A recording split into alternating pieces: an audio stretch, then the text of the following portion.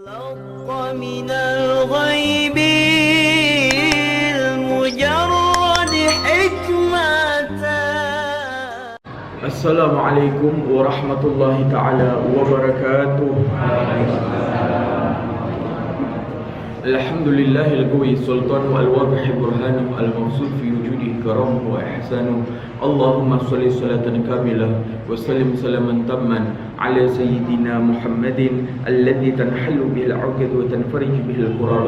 اللهم إنا نعوذ بك من علم لا ينفع ومن عمل لا ينفع ومن نفس لا تشبع ومن دعاء لا يسمع من هذه الأتباع. رب اغفر لي وارحمني واجبرني وارفعني وارزقني واهدني وعافني واعف عني. Amma ba'du, yang kami hormati bil khusus guru kita semua Buya Yahya, kita doakan beliau mata'anallah bidua hayati. Semoga Allah memanjangkan umur beliau, memberikan kepada beliau rezeki yang halal, thayyiban, mubarakan fi ala kulli hal, dan semoga Allah Jalla Jalaluhu selalu menjadikan beliau perantara wasilah antara kita dengan baginda Nabi Muhammad sallallahu alaihi wasallam. Yang kami cintai para hadirin hadirat rahimahumullah. Maka sebelum kita melanjutkan tafsir surat Al-Baqarah ayat terakhir, yaitu ayat 286, karena sebelumnya kita telah menceritakan tentang akhir dari tafsir ayat Al-Baqarah 285 yang mengatakan akhirnya wa ilaikal masir, dan hanya kepada Allah Subhanahu wa taala tempat kita kembali. Tentu kita telah menjelaskan mengenai kehidupan setelah kematian. Maka sebelum kita lanjutkan pada ayat terakhir, mari kita simak beberapa ayat penting di pertengahan surat Al-Baqarah. Di antaranya adalah surat Al-Baqarah ayat 183 yang sangat berkaitan dengan apa yang kita akan hadapi 1-2 bulan ke depan, yaitu bulan Ramadan. Allah Subhanahu wa taala berfirman, "Ya ayyuhalladzina amanu kutiba alaikumus siyamu kama kutiba alal ladzina min qablikum la'allakum tattaqun." Ya ayyuhalladzina amanu, hei orang-orang yang beriman, kutiba alaikum, sesungguhnya telah diperintahkan, kutiba ay furidho, diperintahkan, difardukan, diwajibkan, alaikum, atas kalian, hei umat Nabi Muhammad. Apa yang diwajibkan? Asyamu, yaitu berpuasa. Kama kutiba, sebagaimana telah difardukan, diwajibkan, alal ladzina min qablikum, atas orang-orang sebelum kalian, ay minal umam, yaitu umat-umat terdahulu juga diperintahkan Allah, diwajibkan Allah untuk berpuasa. La'allakum tattaqun, agar kalian itu makin bertakwa, agar kalian dapat terhindar anil ma'asi fa innahu yukassiru syahwata allati hiya mabduha. Bahwa mengapa Allah wajibkan puasa atas kalian? Karena Allah telah sebagaimana Allah telah perintahkan kepada umat-umat sebelum kalian berpuasa, agar apa? Agar kalian itu dapat bertakwa, agar kalian itu dapat menghindari maksiat. Yang mana maksiat itu salah satu cikal bakalnya adalah dari syahwat yang makin besar jika diberi makanan. Maka makanan tadi disetop dengan syariat puasa untuk yukassiru syahwah, untuk memecahkan syahwat. Ya, makanya bagi para pemuda yang belum menikah, untuk membendung syahwat mereka haruslah berpuasa. Berkaitan dengan puasa bagi umat-umat sebelumnya disebutkan di dalam surat Maryam ayat 26. Fakuli, maka hai Maryam, berkatalah engkau, ucapkanlah engkau kepada mereka, ini nazartu lirrahmani shauma, bahwasanya aku telah bernazar, berjanji kepada Tuhanku untuk melaksanakan puasa. Jadi zamannya Nabi Isa, ibundanya Nabi Isa, Siti Maryam juga telah berpuasa. Lantas bagaimana cara puasanya? Falan ukallima al-yauma insiya. Maka aku Maryam tidak akan bercakap-cakap, mengobrol kepada seorang pun pada hari aku puasa ini. Jadi puasa di zaman Nabi Isa itu adalah dengan tanpa berbicara. Ya, berbicara nggak boleh, tapi makan boleh, minum boleh. Ya, Tapi berbicara ngomong batal puasanya. Tetapi puasa kita berbeda, ya, yaitu nanti akan dijelaskan tentang rukun puasa. Ada 2 rukun puasa yang harus kita perhatikan. 2 rukun puasa ini adalah 2 fardunya puasa. Jadi dua hal yang harus dilakukan oleh seseorang yang ingin berpuasa. Pertama adalah niat. Nah, ini yang paling penting, yang banyak umat Islam banyak salah paham, niat. Maka begitulah imam sholat taraweh kita. Sholat taraweh, yang syarat sholat taraweh itu harus sholat isya dulu. Nggak boleh kita telat masuk masjid belum sholat isya, udah deh taraweh dulu, isyanya nanti aja terakhir. Nggak boleh, nggak sah sholatnya. Karena syarat sah sholat taraweh harus sholat isya dulu, ya. Habis sholat taraweh, imamnya sholat witir. Habis sholat witir, sebelum doa, setelah doa kita dipandu. Bismillahirrahmanirrahim. Jamaah ngikuti. Bismillahirrahmanirrahim. Nawaitu sauma gadin.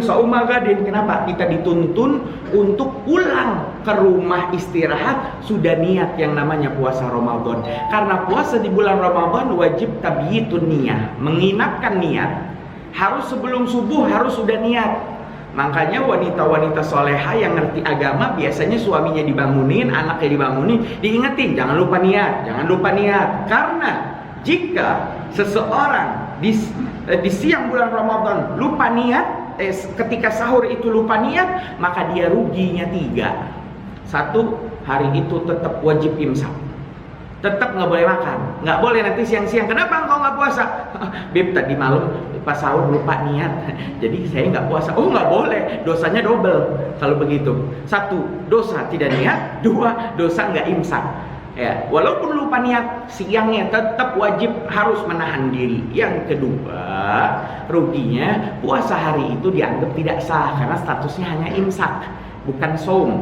Ya, yang ketiga, dia wajib mengqadha puasanya nanti setelah lebaran. Gara-gara apa? Lupa niat. Maka niat setiap hari dalam mazhab Asy-Syafi'i wajib tiap hari itu kita tabyitun niyah, menginapkan niat. Dan itulah rukun puasa yang pertama di bulan Ramadan adalah menginapkan niat di malam hari. Nawaitu sauma ghadin an adai fardhi syahri ramadhani hadhihi sanati imanan wa ihtisaban lillahi ta'ala.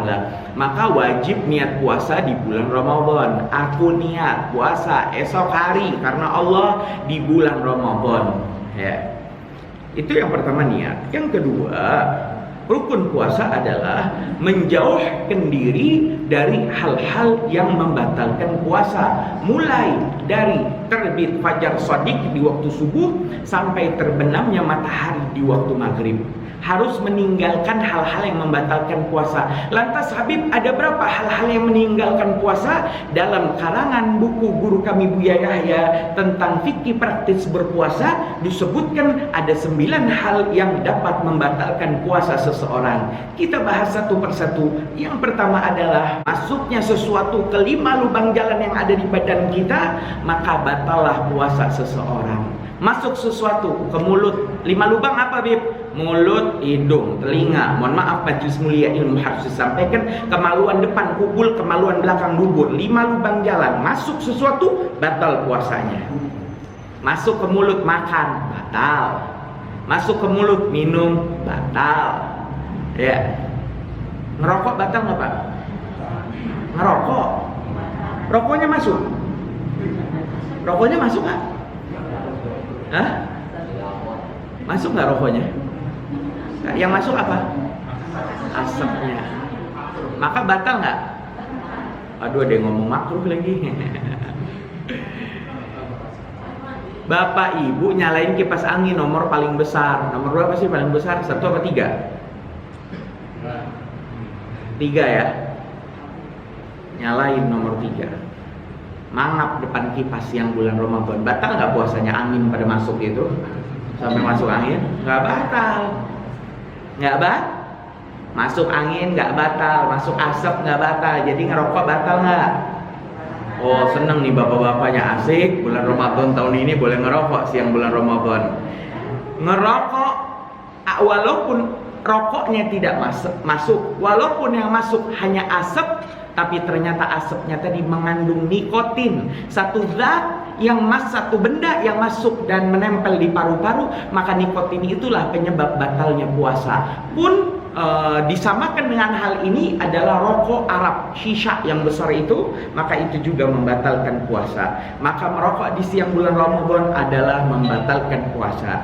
Ibu siang bulan Ramadan pulang ke rumah, nyampe rumah kaget ngelihat bapaknya. Makan apa bu? Siang bulan Ramadan si bapak makan nasi pakai lauknya. Ya makan 1 piring, 2 piring, kata si ibu. Oh si bapak nih pasti lupa. Ingetin apa jangan? Lagi makan tulang ayam dia. Ingetin apa jangan? Jangan. Biarin dia suruh makan dulu. Ngingetin orang yang lupa puasa hukumnya sunnah, tidak wajib. Pun hukumnya sunnah, ngingetin pakai adab. Jangan orang tuh lagi makan ayam, ya lagi di tengah-tengah tenggorokan diingetin, ayo nggak puasa ya.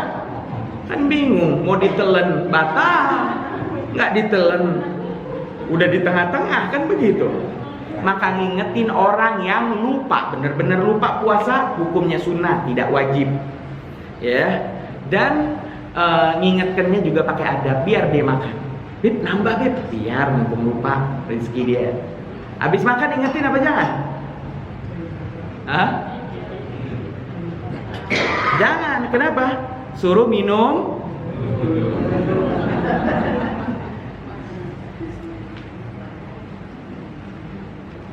Biar mumpung lupa minum dulu. Udah minum puas santai baru ingetin. Oh iya lupa katanya.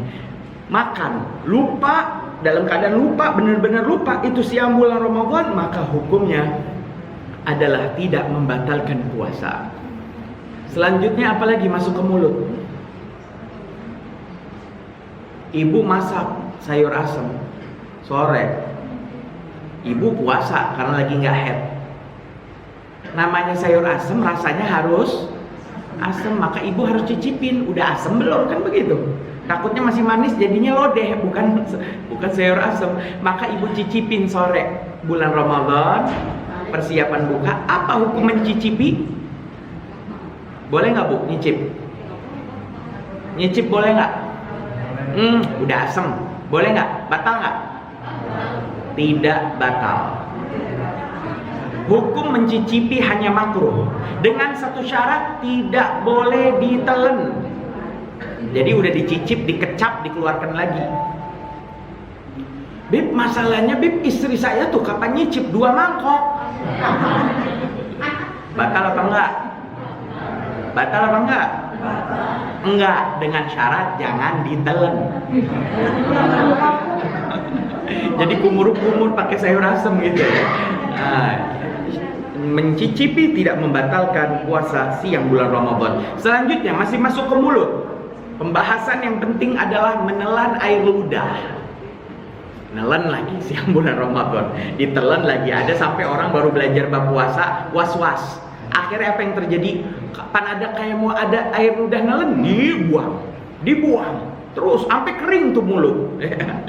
Apa menelan ludah di siang bulan Ramadan batal atau tidak? Tidak batal jika memenuhi 3 syarat. Kalau tidak memenuhi salah satu syarat, maka nelan ludah batal. 1. Ludahnya sendiri.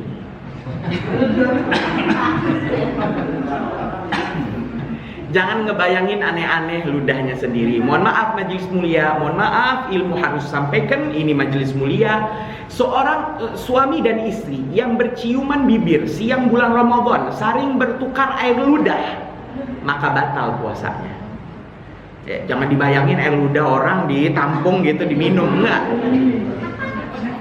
Yang kedua, air ludahnya belum melewati batas bibir. Jadi kalau ada jenis orang yang dia selalu membasahi bibirnya dengan air ludahnya, ya, maka tidak batal puasanya. Contoh, nggak batal puasanya. Berbeda kalau tuh air ludah udah keluar batas, ya. Mohon maaf. Ini kita nggak bahas liur ya. Nanti dalam pembahasan najis ada namanya liur, beda lagi pembahasannya. Ini ludah keluar, masuk lagi, batal baru.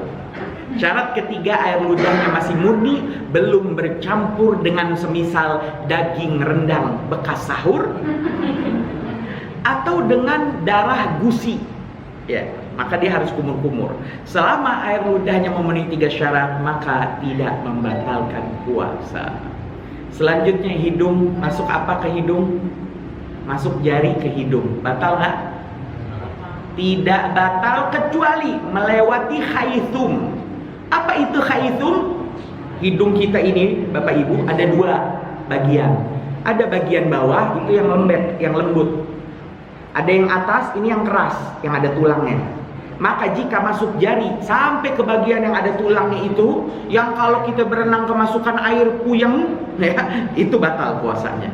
Tapi kalau hanya di sekitar yang lembut ini, maka tidak batal puasanya.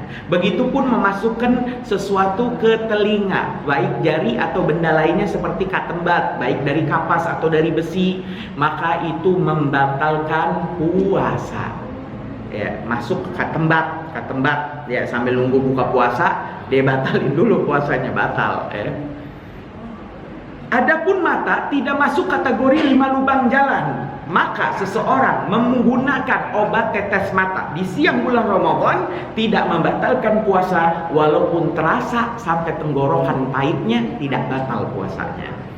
Selanjutnya, kubul, kemaluan depan. Ya, mohon maaf majelis mulia, ilmu harus sampaikan, kemaluan depan yang banyak terjadi dalam permasalahan pembatalan puasa adalah, mohon maaf, kemaluan depan wanita ketika istinja. Bahasa kita mah cebok. Istinja, seseorang wanita yang terlalu membersihkan bagian depan kubulnya sehingga dia menggunakan jarinya untuk dimasukkan ke dalam, maka batal puasanya jika kebiasaan ini tetap ia lakukan di siang bulan Ramadan. Artinya cuma bagian luar aja kalau mau istinja, nggak usah sampai ke dalam masukkan jari, maka batal puasanya.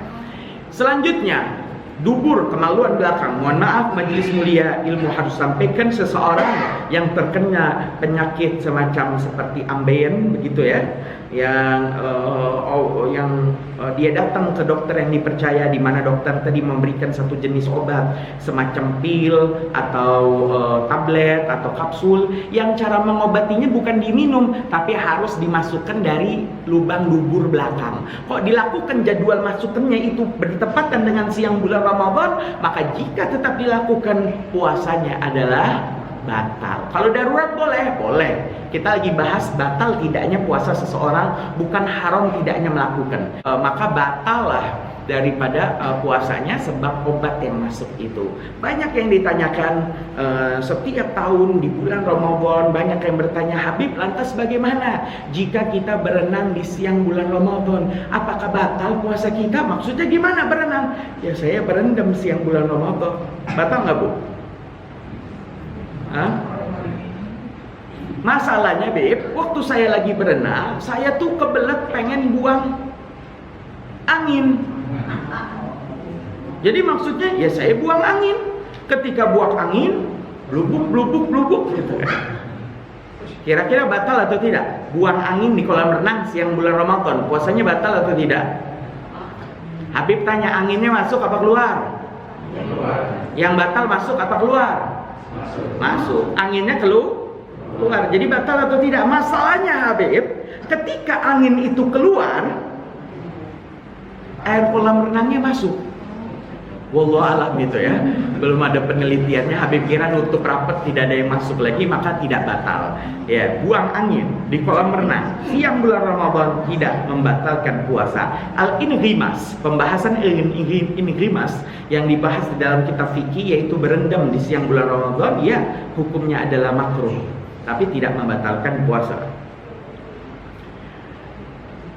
Selanjutnya masih membahas yang pertama, hal yang membatalkan puasa, masuk sesuatu ke 5 lubang jalan. Hukum disuntik siang bulan Ramadan, batal atau tidak?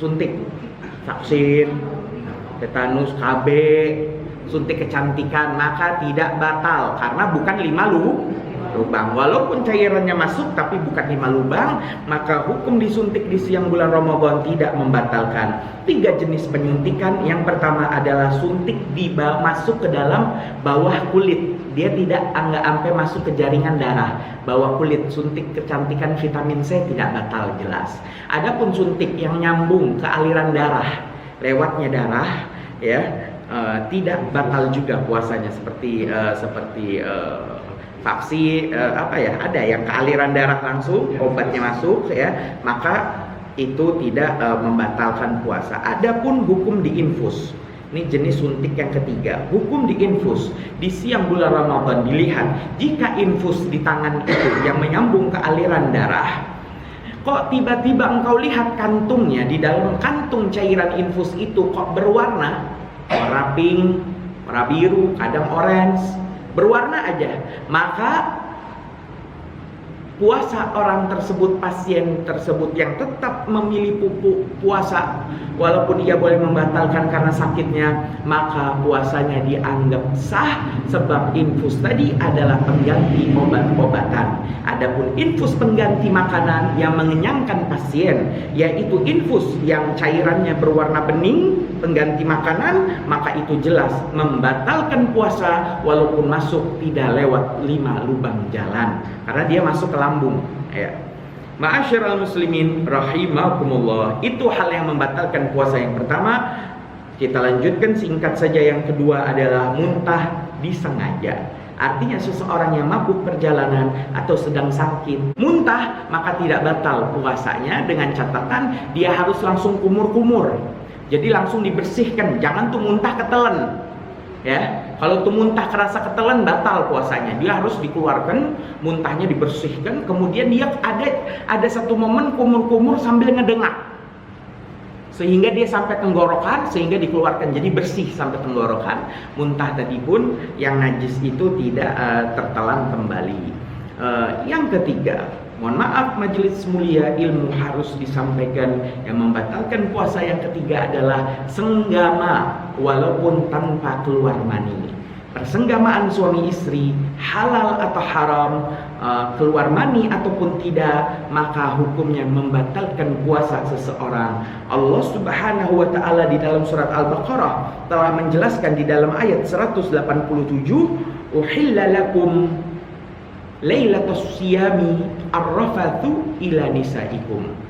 Dihalalkan bagi kalian, hai para lelaki, lailatus siyam, pada malam puasa, artinya setelah tarawih boleh, atau malam hari, arrafathu ila nisaikum, yaitu bergaul dengan suami istri kalian. Jadi jangan dianggap 30 hari puasa, 30 hari nggak boleh hubungan suami istri. Oh enggak, malamnya boleh, kata Allah. Dihalalkan bagi kalian di malam hari bulan puasa itu untuk bergaul kepada istri-istri kalian. Hunna libasul lakum wa antum libasul lahun. Mereka para istri adalah pakaian bagi kalian para suami, dan kalian para suami adalah pakaian bagi para istri. Ya, artinya boleh bergaul di malam bulan Ramadan. Adapun bersenggama di siang bulan Ramadan walaupun tanpa keluar mani, hukumnya membatalkan puasa, dan jika memenuhi syarat maka si suami tadi wajib mengeluarkan kafarah yang telah dijelaskan dalam aturan syariat Islam. Lanjut saja yang keempat. Yang membatalkan puasa adalah keluar mani disengaja walaupun tanpa senggama. Seseorang yang tidur di siang bulan Ramadan, mimpi basah, ihtilam, keluar mani, maka ketika bangun tidur puasanya tidak batal, tetapi dia punya kewajiban mandi junub. Itu dalam beda pembahasan. Yang penting puasanya tidak batal, karena yang batal adalah keluar mani disengaja walaupun tanpa senggama. Itulah yang membatalkan puasa seseorang. Singkat saja yang kelima, yang membatalkan puasa adalah hilang akal. Kok hilang akal di siang bulan Ramadan batal puasanya? Hilang akal dalam bab puasa berbeda dengan hilang akal dalam hal yang membatalkan wudhu. Kalau di bab puasa, hilang akal dibagi ada 3 kategori. Kategori berat, gila. Kategori sedang, epilepsi, ayan, koma, pingsan, kerasukan jin. Itu masuk kategori sedang. Ada kategori ringan, tidur siang. Ya. Maka jika seseorang hilang akal kategori berat di siang bulan Ramadan, walaupun sebentar, batal puasanya. Naudzubillah min dzalik, gila 1 menit, sadar lagi, batal puasanya. Ya. Adapun jika seseorang hilang akal kategori sedang, ya kategori sedang, pingsan, jika tidak seharian maka puasanya tidak batal. Siang bulan Ramadan pingsan 3 jam, bangun lagi lanjut puasanya. Kecuali seharian baru batal puasanya. Mulai dari sahur tuh jin masuk, kerasukan jin sahur. Ya, subuh terus jin tuh masih masuk tuh, masih ada. Duhur, asar, maghrib, pas tarawih jinnya keluar. Berarti yang puasa bukan bapak, yang puasa si jin, kan gitu. Karena hilang akal kategori sedang seharian, maka batallah puasanya. Adapun hilang akal kategori ringan, dan ini banyak ditanyakan di dalam majelis-majelis ilmu. Setiap tahun bulan Ramadan menjelang, pertanyaannya apa? Beb, itu kalau kita habis sahur tidur, subuh mah lewat, duhur lewat, tetap tidur begitu. Asar lewat, tetap tidur. Bangun-bangun pas maghrib, Allahu Akbar, baru bangun dia, baru makan, batal nggak puasanya? Maka dalam hal ini hilang akal kategori ringan, ya, di siang bulan Ramadan tidak membatalkan puasa walaupun seharian. Ya, jadi kategori berat walaupun sebentar batal. Kategori sedang jika sebentar tidak batal, jika seharian baru batal. Kategori ringan walaupun seharian tidak batal. Gimana sholatnya? Sholatnya wajib diqadha, dia dosa ninggalkan sholat. Adapun urusan puasanya dianggap tetap sah oleh syariat Islam. Singkat saja, yang keenam adalah haid, batal puasanya. Yang ketujuh adalah nifas, batal puasanya. Yang kedelapan adalah melahirkan, wiladah, melahirkan bayi atau bakal bayi. Jadi bakal bayi itu maksudnya keguguran. Seorang wanita yang keguguran siang bulan Ramadan, maka batal puasanya. Dan yang terakhir, naudzubillah min dzalik, adalah murtad, keluar dari Islam, baik sebagaimana disebutkan dalam kitab Sulam Taufik, baik dengan pekerjaan, perkataan, atau keyakinan dalam hati, maka seseorang yang murtad itu pun batal puasanya. Cukup ya? Bismillahirrahmanirrahim. Alhamdulillahirabbil alamin. Allahumma shalli ala sayyidina Muhammad wa ala ali sayyidina Muhammad. Allahumma alif baina qulubina wa aslih dhata bainina wahdina subulal salam wa najjina minadh dhulumati ila an-nur wa jannibna al-fawahisha ma dhahara minha wa ma batan wa barik lana fi asma'ina wa absarina wa qulubina wa azwajina وأزواجنا وذريتنا وتب علينا إنك أنت التواب الرحيم واجعلنا شاكرين لنعمتك مثنين عليها كبيرها وأتمم علينا اللهم اغفر لي ولوالدي وارحمهم كما ربوا صغارا ربنا آتنا في الدنيا حسنة وفي الآخرة حسنة وقنا عذاب النار وصلى الله على سيدنا محمد النبي الأمي وعلى آله وصحبه وسلم والحمد لله رب العالمين بسر الفاتحة.